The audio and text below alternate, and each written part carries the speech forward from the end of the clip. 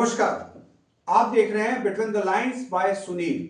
जैसा कि आप जानते हैं कि हम आपके लिए रोजाना एक विश्लेषणात्मक खबर लेकर हाजिर होते हैं। आज का हमारा टॉपिक है हॉर्मुज का चक्रव्यूह, ईरान, अमेरिका और वैश्विक ऊर्जा संकट।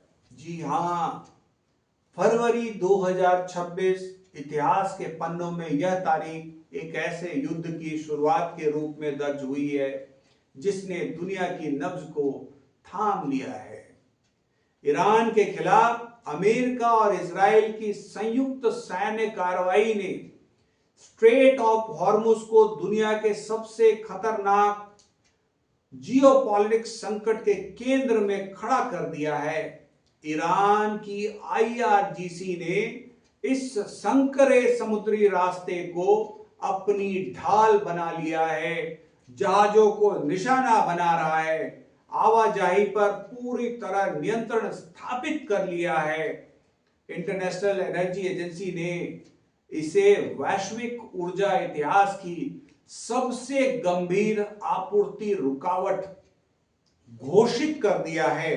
आज के हम इस वीडियो में समझेंगे उन 3 संभावित रास्तों को जो तय करेंगे कि दुनिया अंधेरे में डूबेगी या डिप्लोमेसी की जीत होगी। जी हां, 3 रास्ते। पहला है क्षेत्रीय देशों की सैन्य कार्रवाई, दूसरा है अमेरिकी नेतृत्व में समन्वित हमला, तीसरा है हॉर्मुज पर ईरान का कब्जा। सर्वप्रथम शुरुआत करते हैं क्षेत्रीय देशों की सैन्य कार्रवाई। कल्पना कीजिए, जी हां, आप भी सोचिए कि एक ऐसी स्थिति की जहां खाड़ी देश यानी जीसीसी, गल्फ कॉपरेशन काउंसिल और जॉर्डन मिलकर एक गठबंधन बनाते हैं। अमेरिका की सीधी मदद के बिना ये देश अपनी अर्थव्यवस्था को बचाने के लिए हॉर्मुज को जबरन खोलने का फैसला करते हैं। लेकिन क्या यह संभव है? पिछले 2 दशकों में इन देशों ने अपनी सेनाओं को आधुनिक तो बनाया है, लेकिन यहां क्षमता का असंतुलन आड़े आता है। जी हां, कैपेबिलिटी मिसमैच। ईरान के पास समुद्र में बिछी बारूदी सुरंगें, ड्रोन हमले और असंतुलित युद्ध की जो ताकत है, उसका मुकाबला करने के लिए इन देशों के पास एकीकृत नौसैनिक शक्ति की कमी है।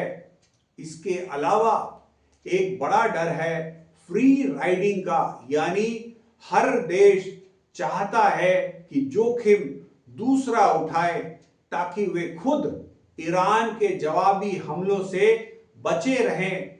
यह परिदृश्य उत्साहजनक तो है, पर सैन्य रूप से बेहद ही कमजोर और लचीला है।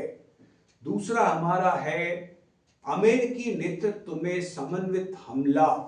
दूसरा रास्ता है दबाव बनाने वाली कूटनीति, अर्थात कोअर्सिव डिप्लोमेसी। इसमें अमेरिका कमान संभालता है और क्षेत्रीय देश अपने सैन्य अड्डों और संसाधनों के साथ उसका साथ देते हैं। मशहूर राजनीतिक जानकार एलेक्जेंडर जॉर्ज के अनुसार ऐसी कूटनीति तभी सफल होती है जब आपके पास विश्वसनीय क्षमता हो और आप दुश्मन को पीछे हटने का एक सम्मानजनक रास्ता दें।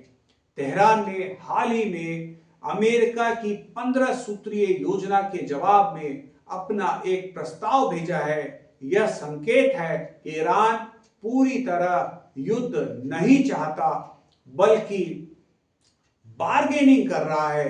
लेकिन यहां एक बड़ी बाधा है इजराइल। इजराइल किसी भी तरह की बातचीत के खिलाफ है जिससे ईरान को स्ट्रेटेजिकल बढ़त दे या बढ़त मिले। इससे गठबंधन के भीतर दरार पैदा होता दिख रहा है, जिससे पूरी सैन्य योजना कमजोर पड़ सकती है। तीसरा है ईरान का कोअर्सिव बार्गेनिंग। ईरान का हॉर्मुज पे कब्जा सबसे संभावित परिदृश्य हुआ है जिसे थॉमस शेलिंग ने जबरदस्ती वाला मोल भाव कहा था। यहां स्ट्रेट ऑफ हॉर्मुज जो ईरान को पूरी तरह बंद नहीं करता बल्कि उसे एक हथियार की तरह इस्तेमाल करता है। 26 मार्च को ईरान ने एक मास्टर स्ट्रोक खेला। उसने चीन, रूस, भारत, इराक और पाकिस्तान के जहाजों को रास्ता दे दिया, जबकि बाकी दुनिया के लिए रास्ता बंद रखा। इसे जानकारों की भाषा में लिमिटेड प्रोब कहते हैं। ईरान ने वाशिंगटन को खुला संदेश दिया है कि किसे रास्ता मिलेगा और किसे नहीं, यह मेरा राजनीतिक फैसला है। पाकिस्तान यहां एक अहम कड़ी है। वाशिंगटन और तेहरान के बीच चंद बचे राजनयिक रास्तों में से पाकिस्तान एक है जो मेडिएशन के जरिए तनाव कम करने की कोशिश कर रहा है। पाकिस्तान एक है जो मध्यस्थता के जरिए तनाव कम करने की कोशिश कर रहा है। ईरान का मुआवजा और संप्रभुता की मांग वाला प्रस्ताव उसकी सख्त सौदेबाजी की रणनीति को दर्शाता है। अब सवाल यह है कि इसका निष्कर्ष क्या है। स्ट्रेट ऑफ हॉर्मुज सिर्फ एक समुद्री रास्ता नहीं बल्कि वैश्विक अर्थव्यवस्था की जीवन रेखा है। क्या अमेरिका और इजराइल ईरान के इस नॉकआउट दांव का जवाब दे पाएंगे या फिर पाकिस्तान जैसे मध्यस्थ देश इस आग को बुझाने में कामयाब होंगे? आने वाले कुछ हफ्ते यह तय करेंगे कि दुनिया एक बड़े आर्थिक महाविनाश की ओर बढ़ रही है या फिर एक नई वैश्विक व्यवस्था की ओर। आपको क्या लगता है कि क्या हॉर्मुज का संकट बातचीत से सुलझेगा या समुद्र में बारूद की गंध और तेज होगी? अपनी राय कमेंट्स में जरूर लिखें। वीडियो को लाइक और शेयर करें और जियोपॉलिटिक्स के ऐसे ही विश्लेषणात्मक जानकारी के लिए हमारे चैनल को सब्सक्राइब करना ना भूलें। धन्यवाद।